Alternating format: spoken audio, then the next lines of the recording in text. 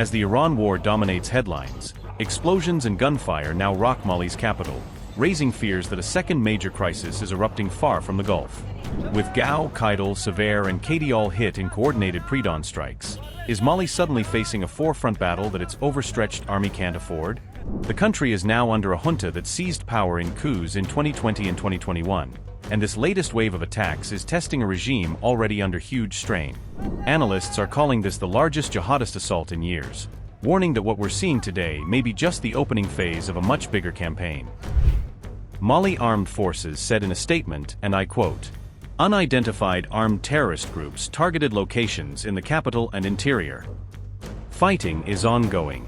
Defense and security forces are eliminating the attackers. We call on the public to remain calm and vigilant. Further updates will follow." Unquote. Reports say a Russian mercenary camp near Bamako's airport has come under heavy gunfire, suggesting foreign fighters are now in the thick of the clashes. Witnesses quoted by Al Jazeera claim Russian mercenaries are actively involved in the fighting, reinforcing how dependent Mali's junta has become on Moscow's muscle.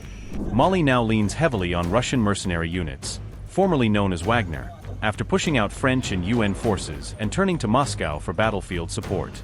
Meanwhile, the U.S. Embassy has instructed American citizens to shelter in place, underlining just how serious and unpredictable the situation has become in the capital. As the army brands its enemies terrorists, Tuareg rebels are claiming new gains, leaving Mali's rulers fighting on multiple fronts at once across the country. The Azawad Liberation Front says its fighters have taken positions in and around Kidal and Gao, signaling a renewed push in the long-running northern rebellion. Online claims now suggest a possible nexus between Al-Qaeda-linked JNIM and Tuareg FLA elements, hinting at joint strikes that could be far harder for the army to contain. Memories of the previous fuel siege are resurfacing, as JNIM appears to be trying once again to squeeze Bamako economically as well as militarily. JNIM is Al-Qaeda's main Sahel affiliate and today ranks as the region's most active and dangerous armed group, with a reach stretching across borders.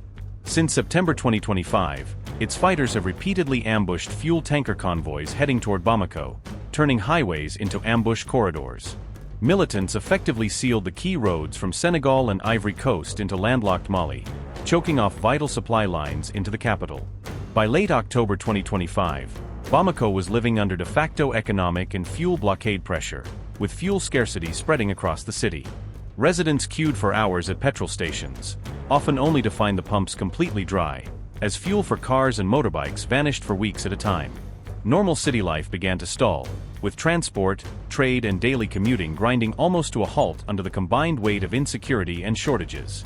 Even after the siege eased, diesel shortages lingered, with fuel diverted primarily to keep power stations running while households and transport still struggled.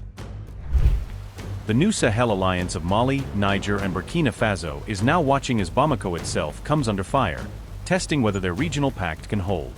With French troops and UN peacekeepers gone, Mali is largely fighting alone on the ground, leaning heavily on Russian aid and mercenaries to fill the gap.